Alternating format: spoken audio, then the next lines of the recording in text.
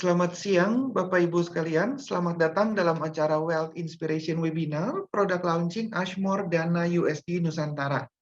Terima kasih kepada Bapak Ibu yang telah bergabung di acara siang hari ini.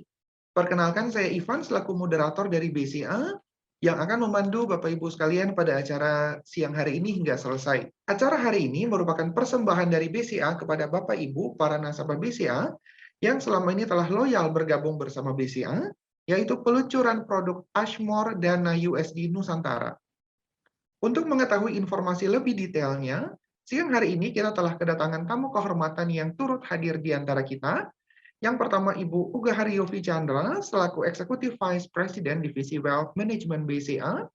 Kemudian Ibu Liliana Setianto, selaku Senior Vice President Wealth Management BCA. Dan Bapak Stephen Satya Yuda, selaku Associate Director Sales and Distribution PT Ashmore Asset Management Indonesia, yang akan menginformasikan kepada kita mengenai produk reksadana Ashmore Dana USD Nusantara. Bapak Ibu sekalian, untuk mengawali acara pada siang hari ini, mari kita simak bersama sepatah dua patah kata yang akan disampaikan oleh Ibu Yofi sebagai tanda dimulainya acara siang hari ini. Kepada Ibu Yofi, waktu dan tempat kami persilahkan. Terima kasih, Ivan. Selamat siang, Bapak Ibu nasabah BCA tercinta. Apa kabar? Salam sehat buat kita semua, Bapak Ibu. Semoga kita semua tetap senantiasa dikarunia kesehatan, walaupun kita semua sekarang sedang berada di tengah-tengah pandemi COVID. Bapak Ibu, seperti janji kami, BCA itu senantiasa hadir di sisi Bapak Ibu sekalian. Dan siang hari ini kami kembali hadir Bapak Ibu dengan Wealth Inspiration Webinar kali ini, di mana agenda pada hari ini adalah kami akan melakukan satu produk launching, yaitu Ashmore Dana USD Nusantara. Bapak Ibu, di tengah situasi pandemi COVID-19 ini, justru minat masyarakat terhadap investasi makin meningkat. Jadi pertumbuhan user pertumbuhan investor di pasar modal itu naik lebih dari 2 kali lipat. Jadi Bapak Ibu, keinginan nasabah untuk berinvestasi itu sekarang udah mulai tumbuh. Oleh sebab itu, kami dari BCA yang berkomitmen untuk senantiasa memberikan yang terbaik buat Bapak Ibu sebagai nasabah kami tercinta, maka kami kembali hadir untuk memberikan salah satu pilihan produk buat Bapak Ibu sekalian. Jadi kami menambah satu produk di produk chef kami untuk memenuhi kebutuhan Bapak Ibu yang menginginkan variasi yang beragam, tentunya dengan risk appetite yang berbeda, Bapak Ibu. Adapun produk yang hari ini akan kami launching adalah Ashmore Dana USD Nusantara. Makanya di tengah-tengah kita hari ini telah hadir juga Pak Stephen dari Ashmore yang akan mendetailkan seperti apa produknya, kenapa mesti masuk adun dan sebagainya, Bapak Ibu. Sekilas saja, Bapak Ibu. Produk adun itu adalah produk reksadana pendapatan tetap dalam bentuk USD, ya, karena Ashmore Dana USD Nusantara. Nah, 80-100% investasi dari produk adun ini berada di instrumen yang bersifat efek yang bersifat hutang dalam bentuk USD, dan 0-20% berada di instrumen pasar uang juga dalam bentuk USD. Dan menariknya lagi Bapak Ibu, adun ini dikelola secara aktif sehingga tetap bisa mengikuti kondisi market tentunya. Bagi Bapak Ibu yang menginginkan passive income, adun juga menarik. Karena setahun 2 kali mereka akan memberikan dividen, yaitu di Juni dan Desember. Ya, jadi Bapak Ibu ini menjadi satu pilihan investasi buat Bapak Ibu tentunya, sehingga Bapak Ibu bisa memiliki diversifikasi terhadap portfolio investment Bapak Ibu sekalian. Oke, supaya tidak berlama-lama lagi Bapak Ibu, mari kita mencoba mendengarkan apa dari isi dari Ashmore Dana USD Nusantara ini, dan semoga Bapak Ibu acara ini bermanfaat buat Bapak Ibu sekalian dan kembali mempercayakan investasi dan kebutuhan perbankan Bapak Ibu kepada BCA. Terima kasih sekali lagi untuk kehadiran Bapak Ibu, salam sehat dan selamat menikmati. Terima kasih. Saya kembalikan ke Ivan. Baik, terima kasih Ibu Yofi atas sambutannya. Baik Bapak Ibu sekalian para nasabah setia BCA, di penghujung tahun 2021, hari ini BCA telah meluncurkan produk reksadana Ashmore Dana USD Nusantara yang diharapkan peluncuran produk ini dapat menjadi salah satu alternatif untuk mengoptimalkan solusi investasi Bapak dan Ibu sekalian. Saya perkenalkan dahulu juga profil pembicara kita siang hari ini, Bapak Ibu. Ada Ibu Liliana Setianto selaku Senior Vice President Wealth Management BCA, dan Bapak Stephen Satya Yuda selaku Associate Director Sales and Distribution PT Ashmore Asset Management Indonesia. Bapak Ibu. Bapak Stephen saat ini menjabat sebagai Associate Director PT Ashmore Associate Director Sales and Distribution PT Ashmore Asset Management Indonesia dan sudah bergabung sejak Mei 2014. Beliau juga memulai karir di perbankan dan memiliki lebih dari 15 tahun pengalaman di perusahaan perbankan dan industri keuangan. Tidak menunggu waktu lama lagi, saya persilahkan kepada Ibu Lili dan Bapak Stephen untuk bergabung bersama Bapak Ibu sekalian. Saya sapa terlebih dahulu, Ibu Lili dan Pak Stephen sudah bergabung, apa kabar? Kabar baik, Ivan. Selamat siang juga untuk Bapak Ibu. Ya, selamat siang Pak Stephen, Ibu Lili. Selamat siang Bapak Ibu nasabah BCA. Selamat siang Pak Stephen. Selamat siang Bu Lili. Ya, selamat bergabung di acara Wealth Inspiration Webinar Product Launching Ashmore Dana USD Nusantara. Baik Bapak Ibu, kita langsung saja untuk yang pertama saya akan bertanya terlebih dahulu kepada Ibu Lili. BCA tahun ini telah beberapa kali menambahkan produk-produk baru untuk investasi reksadana di BCA. Boleh di-sharingkan kepada kami, Bu, bagaimana BCA melakukan seleksi partner, khususnya manajer investasi, dan bagaimana BCA melakukan pemilihan produk-produk yang bekerja sama dengan BCA, Bu. Silakan, Bu Lili. Oke, terima kasih Pak Ivan. Mungkin ini menarik juga buat Bapak Ibu sekalian ya. Apa yang BCA lakukan dalam pemilihan partner, dan juga dari partner sendiri juga akan memiliki beberapa fund gitu ya. Apa yang kami lakukan gitu. Nah, untuk beberapa yang kami lakukan, ini adalah proses selection di level fund manajernya itu sendiri, dan setelah itu kami juga melakukan monitoring gitu ya. Jadi tidak hanya fund selection, tapi kami juga melakukan monitoring dari fund manager maupun produknya sendiri gitu. Nah, untuk fund manager sendiri kami melakukan due diligence. Artinya sebelum kami menjadi partner dengan Ashmore, PT Ashmore, itu kami melakukan due diligence terhadap PT Ashmore ini sendiri. Oke. Setelah due diligence ini selesai dilakukan, maka kita akan melihat due diligence ini melihat apa aja sih? Melihat mengenai financial dan business growth dari fund manager tersebut. Terus kemudian bagaimana mereka melakukan risk management-nya. Dan juga kita melihat apakah aset under management yang dikelola oleh fund manager tersebut itu growing gitu ya, bertumbuh. Jadi ini kami membantu para nasabah untuk kami melihat screening di level fund manager tersebut gitu. Reputation, skill, dan performance tentu kami pantau juga dan kami lakukan itu. Setelah homework ini selesai atau setelah PR ini selesai kami lakukan, maka kita lakukan juga product due diligence.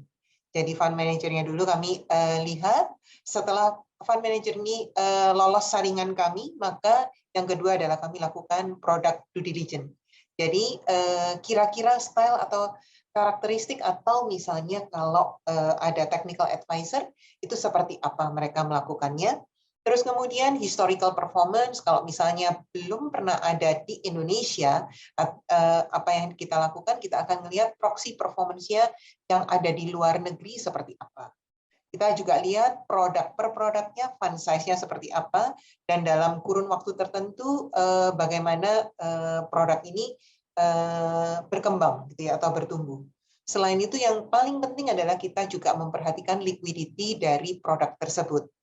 Nah, ini selection yang kami lakukan sebelum kami memasarkan produk ini kepada para nasabah BCA tercinta gitu ya.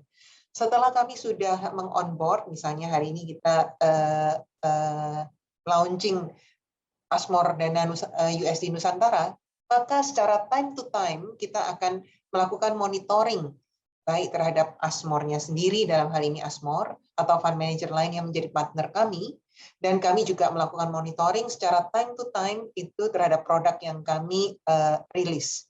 Jadi apalagi yang kita lihat pada saat monitoring, tentunya mengenai financial dan business growth dari fund manager tersebut. Dan kita juga secara time to time kita melihat risk management yang dilakukan apakah masih inline dengan pada saat kita lakukan due diligence pertama. Reputation seperti apa? Setelah fund manajernya oke dan kita juga melihat produknya. Bila tidak sesuai, maka kami akan melakukan pertemuan dengan fund manager untuk melakukan reconcile terhadap apa yang menjadi temuan kami. Nah, ini yang kami lakukan sehingga para nasabah bisa merasa nyaman terhadap produk-produk yang dibeli di BCA karena kami sudah melakukannya secara beberapa layer gitu ya, beberapa tahapan. Sebelum produk ini kami masukkan ke dalam lemari BCA gitu ya, yang mana Bapak dan Ibu bisa lihat di Welma ataupun di BCA Co-ID. Demikian Pak Ivan, semoga proses ini menjawab pertanyaan dari Bapak para nasabah BCA tercinta. Terima kasih. Baik, terima kasih Bu Lili. Jadi Bapak Ibu nasabah BCA tentu tidak perlu ragu lagi ya atas fund yang sudah ada di BCA karena tentu sudah melewati tahap-tahap review yang berlayer gitu ya Bu Lili ya. Betul. Baik, terima kasih Bu Lili. Selanjutnya saya persilahkan kepada Bapak Steven untuk memberikan informasi kepada kita mengenai informasi detail tentang reksadana Ashmore Dana USD Nusantara ini. Kepada Bapak Steven kami persilahkan. Ya, terima kasih Ivan. Selamat siang menjelang sore kepada Bapak Ibu nasabah BCA yang saya hormati. Juga saya menyampaikan salam kepada Ibu Lili dan juga Ibu Yofi untuk sambutannya. Kami mengucapkan terima kasih untuk dukungan Bapak Ibu dan juga Bank BCA selama ini kepada PT Ashmore Asset Management Indonesia. Dan saya senang sekali tadi Ibu Lili menjelaskan mengenai proses due diligence ya. Satu hal yang sangat jarang dijelaskan kepada Bapak Ibu yang disadari atau tidak, sebetulnya ini satu hal yang sangat memberikan insight, added value kepada Bapak Ibu ya. Karena tentunya ini menjawab pertanyaan Bapak Ibu, saya bisa beli reksadana di mana saja, tapi kenapa saya harus beli reksadana di BCA?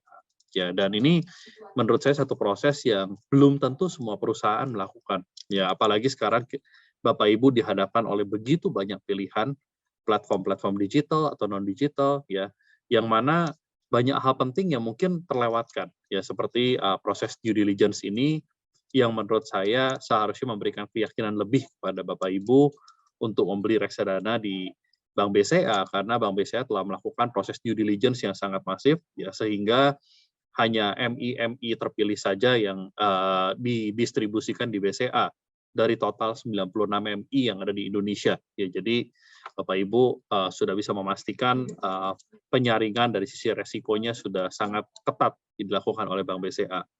Nah, terkait dengan peluncuran produk baru kami di Bank BCA, Ashmore Dana US Dollar Nusantara, izinkan saya juga sebelum melakukan pemaparan dari sisi produk, saya menjelaskan dari sisi perkembangan pasar supaya Bapak Ibu bisa mendapatkan gambaran yang lebih menyeluruh mengenai produk strategi dan mengapa produk ini cocok untuk Bapak Ibu dan seperti apa profil resiko yang mungkin juga sesuai dengan produk ini.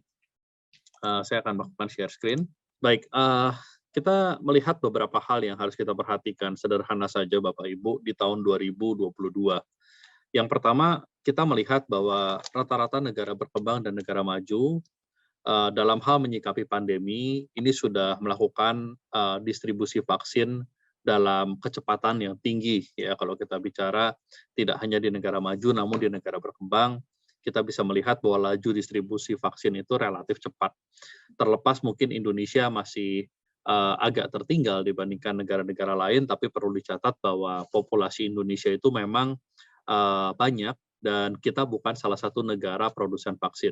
Nah, jadi di sini bisa kita lihat bahwa rata-rata negara berkembang maupun negara maju saat ini sudah memiliki vaccination rate ya atau populasi warga yang sudah di-cover vaksin itu di atas 50%.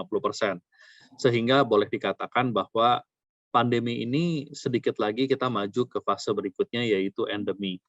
Terlepas mungkin kita akan menghadapi varian-varian baru seperti contohnya Omicron, ya, yang mungkin hari ini Bapak Ibu agak sedikit heboh karena kasus pertama Omicron ditemukan di Indonesia, tapi kita melihat bahwa perkembangan invention daripada vaksin dan juga pengobatan COVID ini juga sudah semakin advance, ya.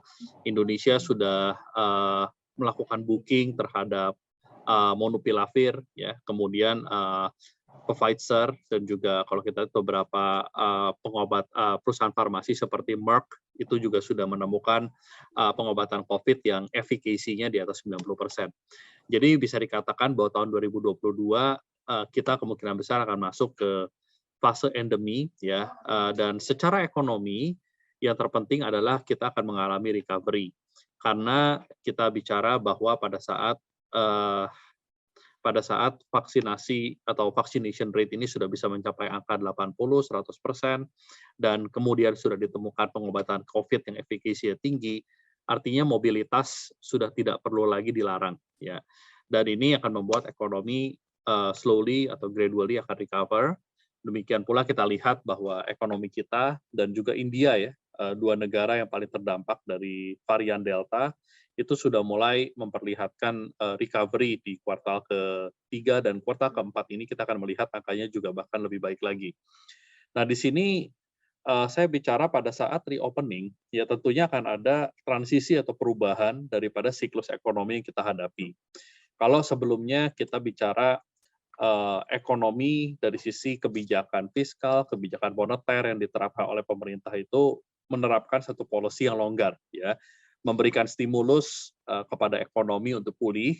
Nah, tentunya pada saat ekonominya sudah mulai gradually pulih atau bahkan sudah angkanya bahkan sudah ada yang melampaui sebelum angka pandemi, itu perlu dilakukan normalisasi, ya, normalisasi kebijakan moneter, normalisasi kebijakan fiskal. Nah, itu adalah tema utama di tahun 2022, di mana pemulihan ekonomi ini secara global diperlihatkan dengan mulai adanya kenaikan di angka inflasi. Dan tentunya Amerika Serikat, di sini Bapak Ibu sebagai salah satu proksi, ya, daripada ekonomi global, itu mulai memperlihatkan tingkat inflasi yang kenaikannya itu cukup cepat dan tinggi, ya.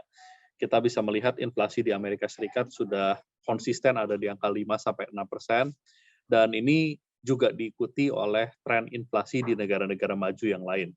Negara berkembang agak lebih lagging, terutama kalau kita bicara negara-negara South Asia, karena negara-negara South Asia kemarin terdampak Delta pandemik, sehingga implikasi terhadap inflasi mungkin sedikit lebih lambat dibandingkan negara maju, tapi tren ini tidak bisa dihindari ke depannya. Jadi memang inflasi ini menjadi salah satu tema yang juga tidak kalah penting setelah endemi tadi, ya.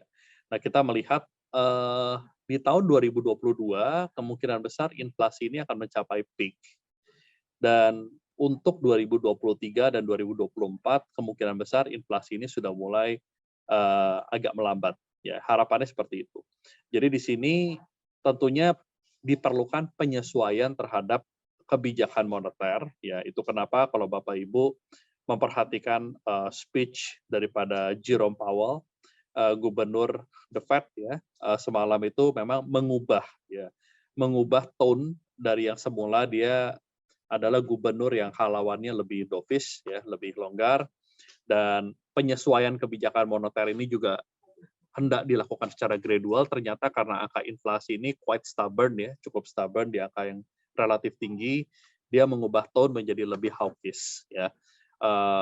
Stimulus ditarik lebih cepat, ya, quantitative easing-nya ditarik lebih cepat, kemudian kenaikan suku bunga juga kemungkinan lebih agresif, relatif lebih agresif di tahun 2022. Nah, ini adalah penyesuaian yang perlu dilakukan untuk mulai mengekang angka inflasi yang relatif tinggi, ya. Namun terlepas dari situasi tersebut, kita memang perlu mengantisipasi skenario-skenario ekonomi yang possible yang akan kita hadapi di tahun 2022. Apakah tadi skenario base kita yaitu kenaikan inflasi yang sifatnya structural diikuti normalisasi kebijakan moneter yang relatif cepat itu menjadi satu-satunya skenario, tentu tidak, Bapak Ibu. Jadi ada skenario kedua yang saya lihat di sini. Kalau di sini tulisannya skenario 1 ya Bapak Ibu ya. Kalau skenario base kita itu tadi adalah skenario 2 di chart ini kalau Bapak Ibu lihat.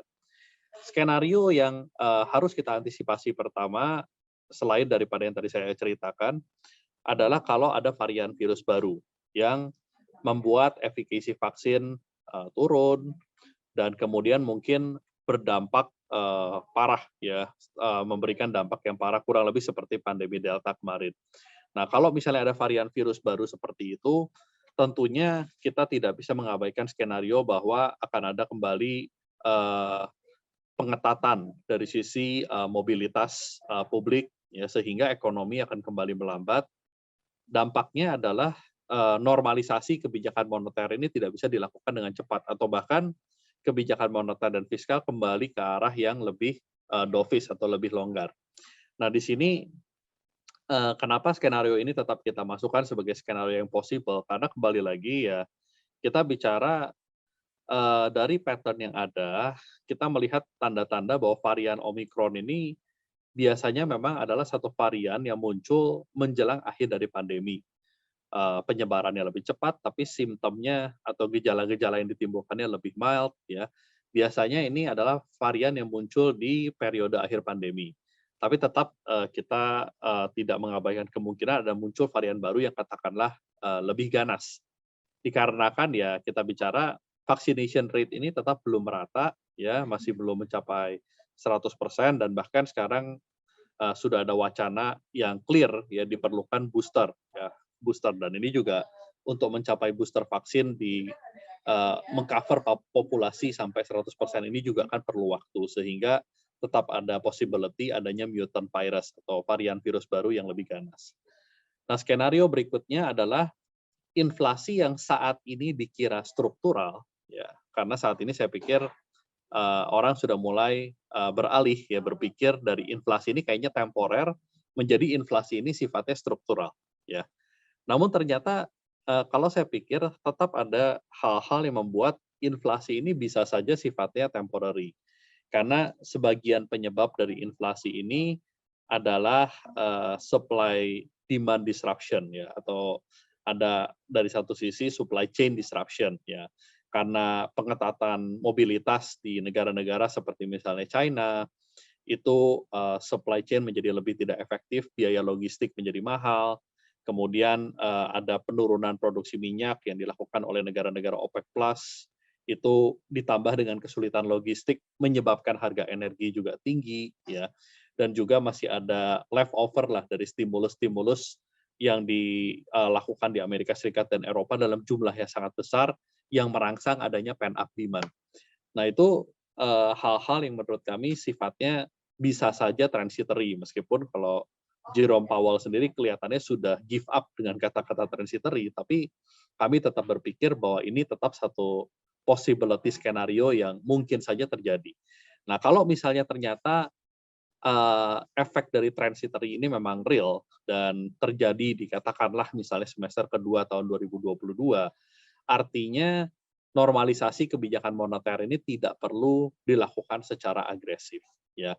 Yang tadinya mungkin pasar berpikir, oh ada kemungkinan karena inflasi struktural ada 3 atau 4 kenaikan suku bunga, mungkin saja hanya ada 1 sampai 2 kenaikan suku bunga.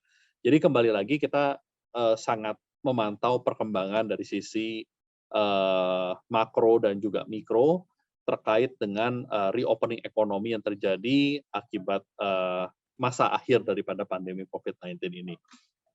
Nah, di sini kita juga tadi sudah menjelaskan bahwa tentunya dengan skenario base kita saat ini adalah skenario inflasi yang sifatnya struktural, kenaikan suku bunga di tahun 2022 akan relatif cepat, ya, di mana kalau untuk The Fed sendiri saat ini mereka punya estimasi internal ya, estimasi internal mereka ada 3 kali kenaikan suku bunga, yang kemungkinan akan ada 1 di semester pertama dan 2 kali di semester kedua, ya. Namun kalau kita bicara terjadi skenario mutant virus, ya menurut saya skenario mutant virus otomatis akan membuat kenaikan suku bunga ini mundur sampai ke semester kedua dan kemungkinan hanya akan terjadi 1 kali. Tapi ya we'll see ya, karena kembali lagi sekarang sepertinya skenario mutant virus atau varian baru yang berbahaya ini adalah skenario yang paling least likely ya, atau kemungkinannya paling kecil. Kalau misalnya skenario ketiga yang terjadi, ya kita bisa melihat suku bunga mungkin akan naik somehow di semester pertama 1 kali, kemudian semester kedua 1 kali, dan setelah kita melihat adanya transitory effect yang hilang, yaitu kenaikan suku bunga akan reda ya, baru lanjut lagi nanti di tahun 2023. Jadi memang itu skenario yang possible terhadap kenaikan suku bunga, dan saya banyak menekankan di hal ini karena produk yang kami jual Asmodana US Dollar Nusantara ini sangat sensitif terhadap pergerakan daripada suku bunga, Bapak Ibu. Nah, itu gambaran dari sisi global yang saya mungkin coba bawakan secara brief dan simple supaya nanti Bapak Ibu punya banyak waktu untuk bertanya. Tapi selain daripada itu, kita melihat bahwa di tahun 2022 itu sebetulnya cukup banyak agenda politik di negara-negara berkembang. Yang biasanya kalau misalnya ada banyak agenda politik, ini membuat risk premium atau premi resiko dari negara-negara berkembang ini naik. Yang menarik adalah Indonesia dan India itu relatif tidak ada agenda politik di tahun 2022 dibandingkan negara-negara berkembang yang lain. Sehingga ini bisa menjadi preferensi daripada investor yang hendak mencari negara-negara yang secara risk premium itu manageable atau atraktif ya. Dan ini tentunya menjadi plus point daripada Indonesia di tahun 2022 ya. Selain daripada itu, kalau saya boleh skip dan saya maju langsung ke kondisi domestik kita ya. Kita bisa melihat bahwa pemulihan ekonomi kita setelah pandemi Delta itu relatif cukup cepat. Di sini Bapak Ibu lihat bahwa tren di India dan Indonesia itu mirip, dan ini saya menunjukkan tren mikroekonomi supaya lebih dekat ke Bapak Ibu yang lebih sering di sektorial ya. Jadi di sini Bapak Ibu bisa lihat penjualan motor, penjualan mobil, impor barang-barang konsumsi, ya kemudian konsumsi semen, impor barang-barang modal, itu trennya satu. Ya kalau Bapak Ibu lihat trennya cukup solid ya, trennya cukup solid mulai dari semester kedua tahun 2020 sampai sekarang. Bahkan di sini saya hendak meng-highlight bahwa dampak daripada PPKM tahap pertama di tahun 2020 dibandingkan PPKM pada waktu pandemi Delta, dampak negatifnya itu lebih sedikit. Ya, jadi pada saat pandemi Delta itu dampak negatifnya relatif tidak terlalu merusak seperti pada waktu PPKM pertama. Ini tentunya karena pemerintah sudah melakukan banyak sekali penyesuaian di masa-masa PPKM pandemi Delta ya. Jadi seperti misalnya essential sector tetap diperbolehkan untuk beroperasi, logistik tetap diperbolehkan beroperasi. Nah, ini memang sangat penting untuk menjaga supaya ekonomi itu tidak terlalu kolaps. Itu kenapa ya saya sih nggak mengharapkan, tapi seandainya nanti akan ada PPKM lagi akibat Omikron, saya percaya dampak negatifnya pun akan lebih less, akan lebih berkurang dibandingkan PPKM sebelumnya, karena pemerintah sudah sangat adaptif ya dalam menghadapi pandemi COVID ini. Dan di samping itu, vaccination rate kita, saya katakan sebetulnya ini satu achievement untuk negara yang non-manufacturer daripada vaksin, ya, dan populasinya sebanyak Indonesia. Ya. Kita sudah bisa cover vaksin dosis kedua itu kita sudah cover hampir 40%, ya. Vaksin dosis pertama kita sudah cover hampir 70%, kita sudah mulai start vaksin untuk anak-anak di usia 6-11, ya. Ya, apalagi yang kita mau expect. Jadi sebetulnya di sini memang eksekusi itu sangat penting, dan kadang-kadang laju distribusi vaksin itu dihambat bukan karena eksekusi pemerintah, tapi kadang-kadang masyarakatnya yang bandel nggak mau divaksin. Jadi memang kalau kita lihat di sini, dari apa yang bisa dilakukan oleh pemerintah so far, kita melihat bahwa impact ke ekonomi cukup baik, ya, dan vaccination rate ini bisa dijaga di tingkatan yang menurut kami relatif cukup tinggi. Dan yang terpenting adalah karena tema di tahun 2022 ini lebih banyak lebih banyak berasal dari turbulensi eksternal ya. Ya tadi kita bilang inflasi di developed market, ya kebijakannya The Fed yang udah lebih hawkish, itu semua turbulensi eksternal. Sehingga diperlukan safety net. Ya dalam hal ini ketahanan negara kita untuk menghadapi turbulensi eksternal itu seperti apa. Dan di sini kita melihat bahwa Indonesia itu sebetulnya punya satu keunggulan kompetitif untuk menghadapi tema kritikal di tahun 2022 yaitu inflasi. Nah, keunggulan kompetitif itu apa Bapak Ibu? Keunggulan kompetitif itu adalah kita ini adalah eksportir komoditi. Ya, jadi kalau misalnya kita lihat di Asia Pasifik, negara yang menjadi eksportir daripada komoditi itu hanyalah Indonesia dan Malaysia. Dan kita tahu bahwa inflasi ini kan ditimbulkan karena salah satunya adalah kenaikan harga komoditi. Di mana ya Indonesia dan Malaysia ini bisa berperan sebagai negara yang bisa berperan sebagai hedging ya kita bilang, karena Indonesia dan Malaysia ini mendapatkan keuntungan dari kenaikan harga komoditi ya. Dan di sini kita bisa lihat bahwa dari cycle ke cycle di tahun 2010 contohnya pada saat harga komoditi naik, memang inilah yang memberikan support terhadap konsumsi domestik. Demikian pula yang kita lihat sekarang. Ya, nanti kita bisa lihat contoh konsumsi domestik yang sudah mulai recover di Indonesia itu seperti apa. Dan Bapak Ibu juga bisa lihat bahwa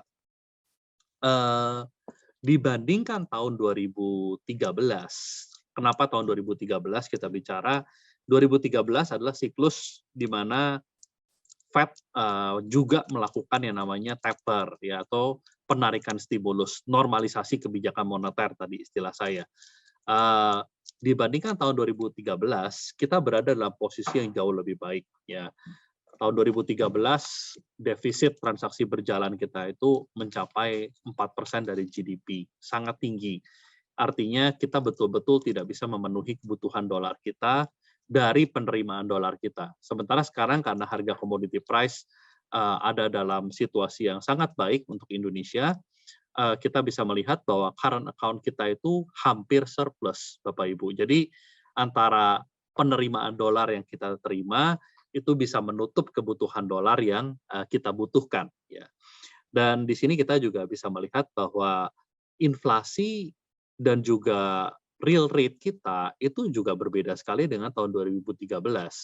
2013 itu inflasi kita saya katakan relatif cukup tinggi karena di tahun tersebut juga ada kenaikan harga BBM ya Bapak Ibu. Inflasi kita 2013 itu ada di sekitar angka 6%-an, ya 6-7%. Dan ini membuat real yield daripada obligasi kita itu negatif. Jadi imbal hasil obligasi itu dikurangi dengan inflasi kita memang negatif. Nah, ini menyebabkan daya tarik pasar modal kita, salah satu tempat yang membuat kita bisa survive dari kebutuhan dolar yang tinggi, ya, itu juga tidak bisa mengakomodir, tidak bisa menarik dana. Ya. Sementara sekarang real yield kita itu ada di angka kurang lebih bisa 4-5% positif. Ya, jadi ini membuat situasi kita sekarang dengan tahun 2013 tentunya sangat berbeda. Nah, ini salah satu faktor penting untuk mempertimbangkan dampak dari tapering terhadap pasar modal atau pasar obligasi kita. Dan di sini Bapak Ibu juga lihat pemerintah ini melakukan serangkaian reformasi di sisi fiskal. Ini juga penting dampaknya terhadap pasar obligasi. Kenapa Bapak Ibu? Karena kalau misalnya kita melakukan kebijakan fiskal yang tidak bertanggung jawab, katakanlah misalnya jor-joran memberikan stimulus tanpa memikirkan penerimaan negara, yang terjadi adalah kita harus terus menerbitkan obligasi dalam jumlah yang signifikan. Dan ini kalau secara hukum ekonomi kan kalau misalnya supply dan demand nggak seimbang, supply-nya lebih tinggi, demand-nya lebih rendah, ya otomatis harganya turun. Nah, jadi pemerintah ini melakukan upaya untuk meningkatkan penerimaan negara. Di antaranya ya ini, Bapak Ibu bisa melihat bahwa Bu Sri Mulyani sudah mengumumkan reformasi pajak, kenaikan, kita bisa lihat kenaikan daripada PPh pribadi, kenaikannya sebetulnya hanya untuk Bapak Ibu yang income-nya di atas 5 miliar, itu ada threshold baru yaitu 35%. Kemudian PPN ya, PPN naik dari 10 jadi 11%, ya memang sudah dari tahun ini sih kalau kita lihat, dan nanti 12% di tahun 2025. Emisi karbon, ya karena pemerintah kita juga sekarang sedang serius memikirkan ESG, ya, dan ada tax amnesty jilid 2, Bapak Ibu, yang mana tax amnesty jilid 2 ini menurut kami akan membantu ya likuiditas di pasar modal dalam negeri seperti yang kita lihat di tax amnesty jilid pertama. Ya sebagai gambaran aja, kalau Bapak Ibu lihat ini gambarannya memang di pasar saham, tapi Bapak Ibu bisa melihat bahwa dalam periode tax amnesty jilid 1 IHSG itu bisa mencatat kinerja 25% dari periode awal tax amnesty sampai dengan kurang lebih 18 bulan setelahnya. Jadi ini terjadi karena memang ada dana repatriasi, ya. Tax amnesty itu tujuannya memang salah satunya adalah menarik dana repatriasi. Dana repatriasi yang ditarik di tax amnesty jilid 1 itu 130 triliun. Nah, kita asumsikan saja success rate daripada tax amnesty jilid 2 ini cuma katakanlah 20-30% dari tax amnesty jilid pertama, ya. Tetap menurut kami angkanya relatif menarik dan relatif tinggi ya untuk pasar modal kita, ya, sehingga ini juga akan membantu mengurangi defisit fiskal pemerintah, Bapak Ibu, dan membuat ya kembali lagi kinerja pasar obligasi kita akan terbantu meskipun kita berada di siklus yang relatif tidak terlalu menguntungkan untuk pasar obligasi, yaitu siklus di mana suku bunga itu naik, ya. Dan di sini kita juga melihat bahwa inflasi di Indonesia mungkin akan sedikit berbeda dengan inflasi di negara-negara maju yang memang lebih terganggu oleh supply chain disruption, dan itu yang menurut kita berbeda karena di Indonesia kalau kita lihat faktor-faktor yang mendorong inflasinya berbeda dengan negara-negara maju. Nah, di sini kita bisa lihat bahwa estimasi inflasi di pasar domestik itu cukup rendah, ada di 3 plus minus 1, ya. Dan estimasi kenaikan suku bunga pun relatif lebih konservatif dari The Fed, ya. Nah, itu kenapa kami melihat bahwa dampak terhadap pasar obligasi domestik itu relatif lebih mild dibandingkan pasar obligasi yang ada di luar. Nah, mungkin penjelasan sederhana mengenai market sampai di sini, karena saya mau masuk ke produk yang akan kita luncurkan, Bapak Ibu, yaitu Ashmore Dana US Dollar Nusantara, untuk mempersingkat waktu dan juga untuk nanti memberikan waktu kepada Bapak Ibu untuk tanya jawab. Saya ganti materi dan mohon diinformasikan juga kalau sudah full screen. Ya, sudah full screen, Pak Stephen. Ya. Jadi mengapa produk Ashmore Dana US Dollar Nusantara, Bapak Ibu, di tengah situasi suku bunga sedang naik, kok sepertinya tidak ideal sekali, ya. Nah, Bapak Ibu, kita harus melihat berbagai macam faktor di pasar obligasi dan juga horizon waktu investasi yang kita miliki untuk berinvestasi di aset ini. Pertama, meskipun suku bunga naik, Bapak Ibu, kita harus melihat bahwa dengan surplus yang ada di neraca perdagangan kita, dengan neraca pembayaran kita yang juga surplus, fiskal defisit kita yang lebih kecil dari ekspektasi, ini membuat premi resiko dari negara kita ini turun. Ya, risk premium kita itu turun. CDS kita itu akan cenderung stabil, bahkan menurut saya kalau misalnya tren daripada current account terus seperti ini, itu bisa mengalami penurunan. Dan ini adalah salah satu faktor yang kritikal untuk berinvestasi di obligasi dengan denominasi US dollar, ya, sovereign bond. Jadi memang di sini pertama yang kita highlight adalah dengan fundamental ekonomi Indonesia yang terus improve, premi resiko kita itu akan turun. Faktor kedua, Bapak Ibu harus melihat bahwa pada saat nanti di siklus awal suku bunga mulai naik, sepintas dalam waktu jangka pendek akan ada pain di pasar obligasi, tentunya karena yield akan serta-merta bereaksi dari setelah suku bunga itu naik.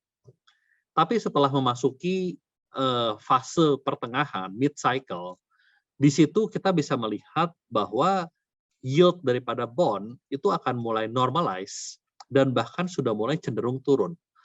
Dan kami perkirakan di siklus kali ini kemungkinan besar akan lebih cepat terjadi normalisasi daripada yield setelah kenaikan suku bunga. Karena apa Bapak Ibu? Karena selisih antara imbal hasil obligasi Indonesia dan Amerika Serikat relatif menurut kami masih cukup menarik, cukup lebar. Ya, sehingga kalau misalnya kita melihat dari spread ini, seharusnya normalisasi yield atau investor mulai akan masuk kembali ke pasar obligasi Indonesia relatif lebih cepat dibandingkan cycle sebelumnya karena spread-nya sudah atraktif. Ya, jadi memang di sini pada saat siklus pertengahan suku bunga masih mengalami kenaikan, di situ kita bisa melihat sebetulnya kurva daripada imbal hasil itu sudah mulai kembali flatten ya. Nah, kemudian di sini selain daripada itu, Bapak Ibu juga melihat bahwa dalam situasi siklus suku bunga sedang naik, sebetulnya yang Bapak Ibu harus perhatikan adalah pertama, kita harus lebih memilih metode pengelolaan aktif dibandingkan pasif. Pasif itu Bapak Ibu berinvestasi obligasi langsung. Saya nggak mengatakan ini pasti pilihan yang keliru, tidak. Tapi kalau Bapak Ibu berinvestasi hanya di satu seri obligasi dalam siklus suku bunga sedang naik, artinya kan Bapak Ibu hanya menitik beratkan di satu durasi, di satu tenor obligasi. Sementara kalau misalnya Bapak Ibu investasi di reksadana pendapatan tetap, otomatis karena kami mengelola durasi aktif, kami melakukan diversifikasi di beberapa jenis obligasi. Nah, ini penting ya, karena dalam situasi suku bunga sedang naik, kita perlu penyesuaian durasi yang dinamis ya, karena situasi di pasar obligasi berubah dengan sangat cepat ya. Dan sebetulnya reksadana pendapatan tetap kami juga memberikan fitur yang sama seperti Bapak Ibu berinvestasi di obligasi langsung, yaitu pembayaran dividen. Ya, kalau di obligasi langsung Bapak Ibu kan menerima kupon dan periodenya juga sama 6 bulan satu kali. Di mana menurut kami kupon yang dividen yang kami bayarkan, contoh di 1 tahun terakhir kami bisa membayar dividen per tahun itu di angka 1,5 sampai 2%. Angkanya tetap lebih baik dibandingkan misalnya suku bunga deposito dolar konvensional. Ya, ini menurut kami masih tetap bisa menjadi produk yang memberikan imbal hasil yang atraktif. Dan untuk menghadapi kenaikan suku bunga, tentunya kami memiliki strategi pengelolaan durasi yang mengarahkan portofolio itu menjadi lebih defensif, supaya fluktuasi harganya itu tidak terlalu tinggi. Nah, ini salah satu keunggulan kompetitif Bapak Ibu berinvestasi di reksadana pendapatan tetap. Ya. Dan di sini Bapak Ibu bisa lihat bahwa kami sangat transparan. Kami berinvestasi mayoritas di obligasi pemerintah, sehingga secara keamanan Bapak Ibu relatif lebih nyaman dibandingkan misalnya kami mayoritas berinvestasi pada obligasi korporasi. Karena tentunya kalau kami berinvestasi di obligasi pemerintah, yang menjamin adalah pemerintah, atau kalau bahasa teknisnya adalah tidak ada credit risk Bapak Ibu dalam produk kami. Dan liquid, ya, sehingga dalam situasi bahkan situasi yang katakanlah tidak menguntungkan pasar obligasi, kami tetap bisa mempertahankan yang namanya likuiditas. Hal yang kadang Bapak Ibu tidak dapati kalau Bapak Ibu invest di obligasi korporasi.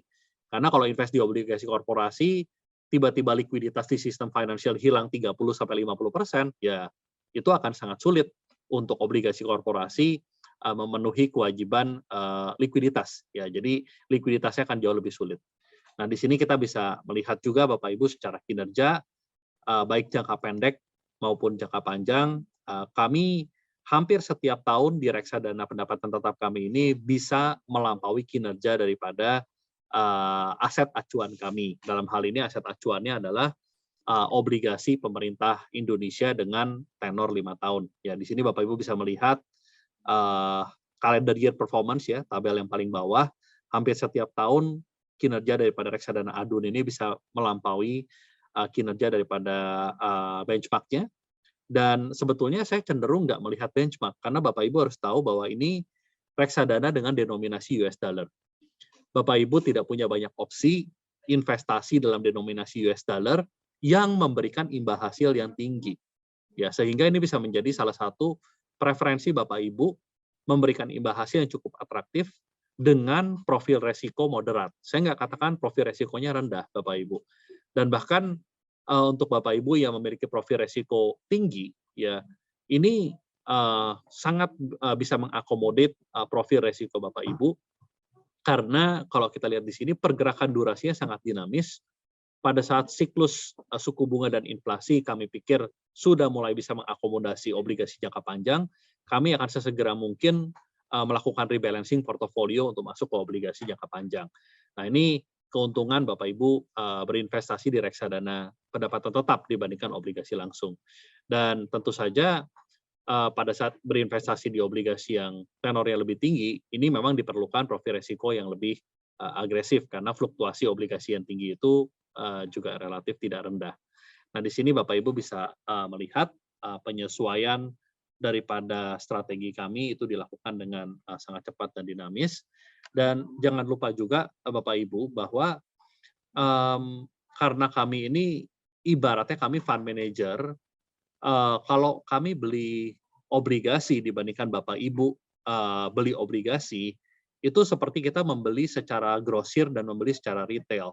Bapak Ibu pada saat membeli obligasi langsung, katakanlah di Bank BCA, tentunya Bapak Ibu mendapatkan bid over spread, ya, bid over spread. Nah, karena kami belinya secara grosir, ya, secara hukum dagang lah Bapak Ibu bisa tahu kalau kami yang beli secara grosir dan retail, tentunya kami bisa mendapatkan selisih harga jual beli yang relatif lebih baik, dan ini pada akhirnya akan menguntungkan Bapak Ibu dari sisi NAV yang diberikan.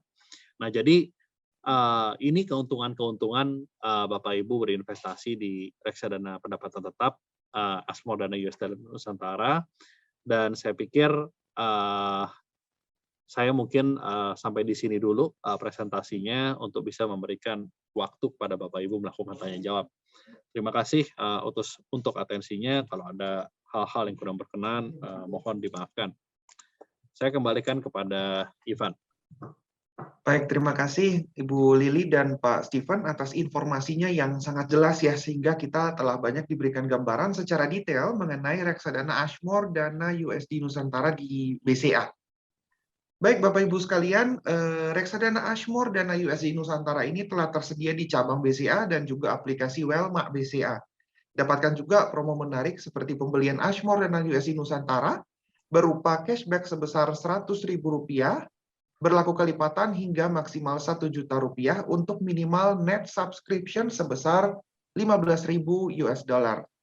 Promo ini berlaku dari tanggal 16 Desember 2021 hingga 28 Februari 2022, di mana Bapak Ibu juga dapat melakukan pendaftaran data investor atau SID reksadana melalui aplikasi Welma.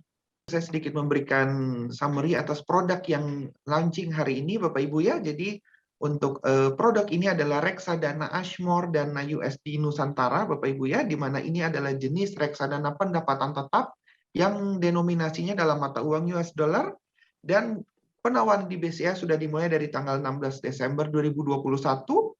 Fund manager yang mengelola reksadana ini adalah PT Ashmore Asset Management Indonesia dengan kebijakan investasi 80-100%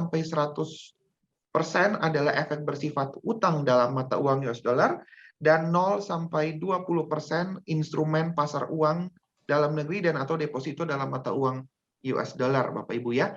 Dan Bapak Ibu juga berkesempatan untuk mendapatkan cashback hingga Rp1.000.000 untuk pembelian reksadana Ashmore Dana USD Nusantara ini melalui Welma atau cabang BCA dengan periode program di tanggal 16 Desember 2021 hingga 28 Februari 2022. Dan juga dapat digabungkan Bapak Ibu ya dengan program bebas biaya melalui Welma hingga Januari 2022. Dan untuk pendaftaran data investor seperti SID reksadana juga sudah dapat Bapak Ibu lakukan dalam satu genggaman melalui aplikasi Welma. Untuk memenuhi kebutuhan atau solusi investasi Bapak Ibu sekalian. Bapak Ibu para nasabah BCA yang kami banggakan, mohon maaf dikarenakan adanya keterbatasan waktu, maka kita sudah sampai pada penghujung webinar hari ini. Pembelian produk Ashmore Dana USD Nusantara serta produk investasi lainnya seperti reksadana dan obligasi dapat Bapak Ibu lakukan di cabang BCA yang melayani transaksi investasi, ataupun Bapak Ibu dapat melakukannya dengan mudah melalui aplikasi Welma yang saat ini sudah tersedia di Android ataupun di iOS. Saya ucapkan terima kasih kepada Ibu Gahari Yofi Chandra selaku Eksekutif Vice President Divisi Wealth Management BCA, kemudian Ibu Liliana Sutianto selaku Senior Vice President Wealth Management BCA, dan Bapak Stephen Satya Yuda selaku Associate Director Sales and Distribution PT Ashmore Asset Management Indonesia, dan tentunya kepada seluruh Bapak Ibu para nasabah BCA yang telah meluangkan waktunya untuk hadir dalam webinar hari ini, serta kepada seluruh pihak yang terkait sehingga dapat terselenggaranya acara pada hari ini. Demikian Bapak Ibu kami sampaikan, semoga acara hari ini bermanfaat untuk Bapak Ibu sekalian. Stay healthy, saya Ivan selaku moderator hari ini mohon pamit undur diri. Selamat sore dan selamat beraktivitas bagi Bapak Ibu sekalian. Terima kasih.